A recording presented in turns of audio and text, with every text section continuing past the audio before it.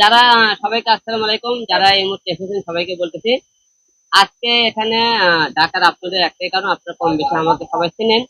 আমার পাশে যিনি বসে আছে ওনার নাম হলো ইতি। ইনি হলে বর্তমানে হলো যে আহ, আমার স্ত্রী রিয়া মনির ডান্স পার্টনারের বউ আর কি। এখন হলো যে আজকে এখানে ডাকার কারণ হলো যে একটা মেয়ে তিনটে সংসার ধ্বংস করছে।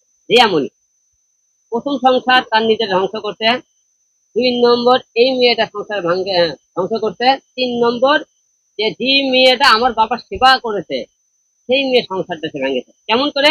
ম্যাথ ছবি একসাথে যখন ভিডিও বানানোর পরে বিভিন্ন রকম তাকে মানা করার পরে সে মানা করতে না আসলে পরে ম্যাথ ছবি করতে কি রিয়া মুনির সাথে সম্পর্ক করে একে এই মেয়েটা তালাক দিয়েছে, এই মেয়েটা ডিভোর্স দিয়েছে।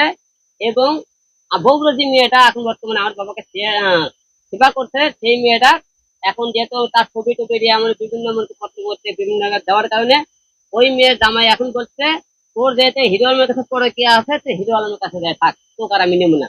ওই মেয়ে এখন বলতেছে এখন আমি তোকে নিয়ে হলে এখন তোমার হাত বিয়ে করতে হবে, না হলে তুমি আমার সংসারটা ফিরে দাও, তোমার উপকার করবে যে আমি ফেসে গেছি। এখন একটা রিয়া মনি তিনটে জীবন ধ্বংস করলো। এবং এরনার জামাই ম্যাক ছবি তিনি বলেছেন যে তার বউকে নিয়ে তুই ডাক্তার হার কাছে নাচ গান করে যেত আমার সাথে করলে দোষ কি? আমি তো ওকে বলতে চাই তুই যেহেতু বলছিস তোর আমার বউ নিয়ে ডাক্তার হার কাছে, তুই তোর বউ নিয়ে নাচিস কেন? ম্যাক ছবির বউকে সে তো নাচ গান করছে ডাক্তার বলে তুই নাচছিস, তাহলে তুই যে একজনের কথা বলিস তা তোর যে চরিত্র যে এতটাই ভালায় তাহলে তুই নিজের বউ থাকতে দিয়ে এমনি সাথে পরকে এত নিজেই করছিস থাকে। তোর বউ নিজে হাতে নাতে ধরছে, তুই প্রতিদিন তাদের বাড়ি নিয়ে যা চলাফেরা করতেছিস, তোর বউটা ছাড়লে তার অপরাধ কি? এখন আমার অভিযোগ তো একটাই, একটা মেয়ের কারণে তিনটে সংসার ধ্বংস করেছে।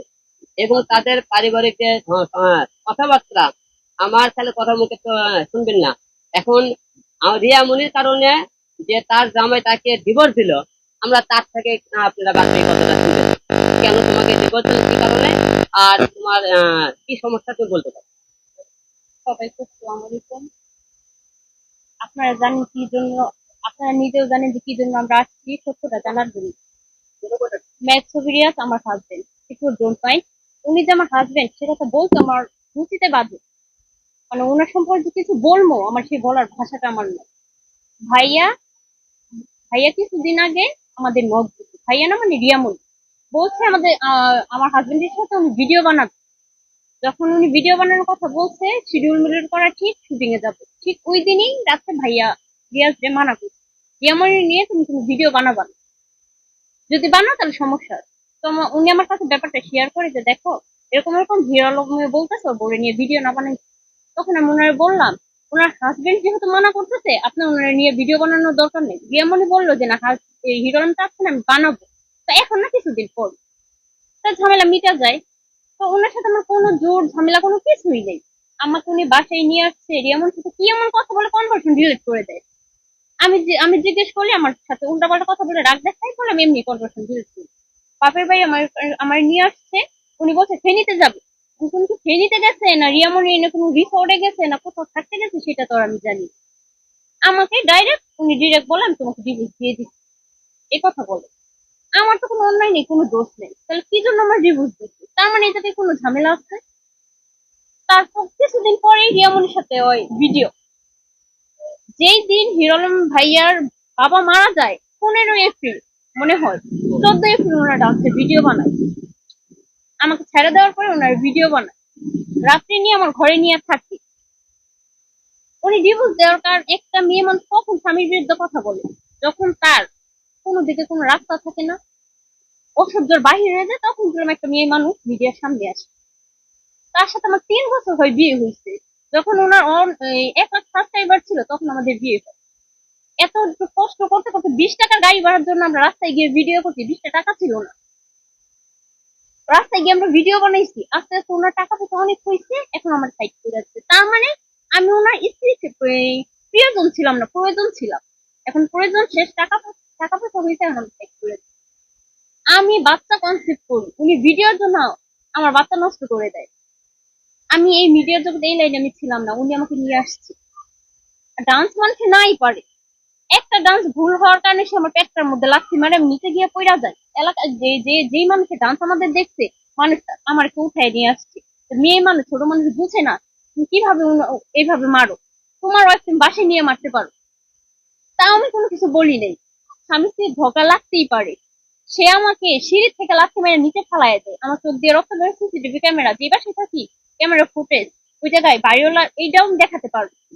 আমার চোখ দিয়ে রক্ত বের হয় বা কপাল কাইটা গেছে, আমি মনে হয় বলছি হাসবেন্ড, আমি মনে হয় কতটুকু ভালোবাসি আপনারা আপনারা বুঝেন। যে আপনি যে আমার ডাক্তারের কাছে নিবেন, ডাক্তারের কাছে গেলে জিজ্ঞেস করবে চোখ আর কপাল কিভাবে কাটছে, মুখ কিভাবে খুলে গেছে। যদি আপনি বলেন আপনি মারছেন, তাহলে পুলিশ কেস হয়ে যাবে। আপনি এটা বললেন না, বলবেন আমি অ্যাক্সিডেন্ট করছি। কতটুকু ভালোবাসছিলাম আমি উনারে। লাস্টে কি করছে আমার, আমি তো জানাম তো কোনো অন্যায় ছিল না, কিছুই করিনি।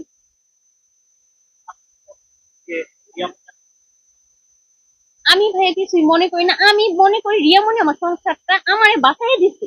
এই যে এই ছেলের হাত থেকে আমার বাঁচাই দিচ্ছে, রিয়ামণির আমি অনেক ধন্যবাদ দিতে চাই। যে এই ছেলেটা আমার বাঁচাই দিচ্ছে, যেই ছেলে মেয়ে নিয়ে ভিডিও করে, আমি ওয়াইফ আমারে জড়ায় ধরে আরেক মেয়েটা এইভাবে হাত, আমি তো বুঝি না কোনটা হাত যায় আর কোনটা হাত আসে। একটা রুম ছিল, মেয়েরে ভিডিও বানাইতে নিয়ে এসছে, মেয়ে আমার সাইডে শুয়েছে, আর আমি মাঝখানে, আমার হাজবেন্ড এই পাশে। মেয়েরও হাজবেন্ড নিয়েছে, মেয়ের হাজবেন্ড টয়লেটে গেছে, তখন ওই এই কাজ করছে। তা আমি সহ্য করে দেখি সংসারটা করতে পারি কিনা, কারণ পছন্দ করে বিয়ে করছি। কার কাছে গিয়ে বলবো, বাপ মার কাছে গিয়ে বলবো? যদি বাপ মায়ের আজকে বিয়ে দিত, বাপ মার কাছে গিয়ে বলতে পারতাম কেমন ছেলে দেখে বিয়ে দিচ্ছে। আজকে সে এরকম করে আমার মারে এরকম লুচ্চামি করে, বললাম আমার মুখ থাকবে, নিজে পছন্দ করে বিয়ে করছি, জামাইরে কিভাবে উঁচা রাখতে হয় আমি আজ পর্যন্ত ওই মারে কত কথা বলে আমি বাকি কাউকে বলি।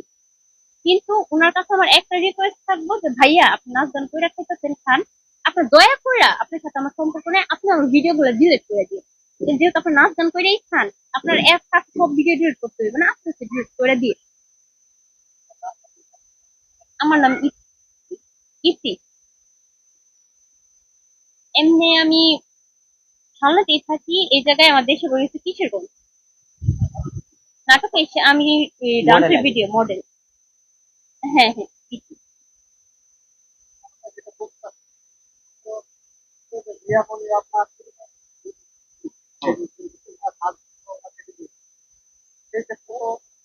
আইন অনুযায়ী সেটা বৈধ ছিল। এখন যে এটা আপনার তারা করছে, আইনে কি ব্যবস্থা না নিয়ে এইভাবে বলতেছে সংগঠন, এটার ক্রিয়াটা কি আইনি ব্যবস্থা নেবেন নাকি? না, আইনি ব্যবস্থা নেওয়ার আগে তো আপনাকে দেশের জনগণকে জানাতে হবে আমরা আইনি ব্যবস্থা নেব। অবশ্যই আইনি ব্যবস্থা নেব। এবং আপনি যদি না জানাই, আমরা আজকে জানার কারণে একটা মেয়ে তিনটে সংসার ধ্বংস করছে। এখন এই মেয়ে পদক্ষেপ নিতে চাইতেছে, আমি পদক্ষেপ নিতে চাইছি কেন? এই মেয়েটা কিছু কিছু মেয়ে আপনারা হয়তো জনগণ মনে করেন তাদের ভিডিও দেখে ভালোবাসেন, তাদের মায়ের কান্নায় ভালোবাসেন। মেয়েরা কিছু মায়ের কান্নায় পড়তে পারে, সেই মায়ের কান্না অনেকেই আমাকে দেশের জনগণ চোখের পানি থেকে আমাকে জুতো পিটা করে। হ্যাঁ, তুই হলো এতটাই খারাপ যে তুই এই মেয়েটাকে এই করছিস এই করছিস। কিন্তু বাংলাদেশের 52% লোক কোনো ভিতরকার খবর অনেকেই নেই, জানেন না আপনারা। একটু কিন্তু ভিডিও প্রতিটা বাংলাদেশের ছেলে কতটা যে নির্যাতিত প্রতিটা ঘরে, আপনারা জানেন না। অনেক মেয়ে ছেলেরা কিন্তু মেয়েদের কাছে অনেকে বলতে পারে। এবং এমনি বাংলাদেশের বউ, আপনি একটা কথা বলছিলাম, আমি ডিভোর্স কেন দিলাম? আমি বউ গেলে বউ পাবো, কিন্তু বাবা হারাছে, বাবাকে তার পাইতেছি না। আমার বাবা দেখেন হসপিটাল আইসিতে ছিল, এনার দামে সে ভিডিও বানাই। আমার বাবা যেদিন মারা যায়, আমার বাবার লাশটা নিয়ে আমি যখন অ্যাপ্রেসকে বগুড়া উদ্দেশ্যে রওনা দিই, এবং হসপিটালে রিয়ামনির কোন পরিবারের একটা লোক দেখতে আসেন, আমি তার সাথে সংসার করবো। এবং তাকে আমি মারছি অনেকদিন, মনে করে ভালোবেসে বুকে চলেছি। এবং নামাজ উদু করে নামাজ পড়ে কোরআন শিফট হয়েছে। জীবনে বলো বারে যাবো না, ক্যাসালে তার সাথে ভিডিও বানাবে না। সেই কোরআন শিফট হয়েও সেই কোরআনের কথা রাখেনি, অপমান করছে। তা এই মেয়েটা কেন জীবন তোমার না, আর এই মেয়েকে নিয়ে কেন আমি সংসার কর্ম জীবন চেয়েছি।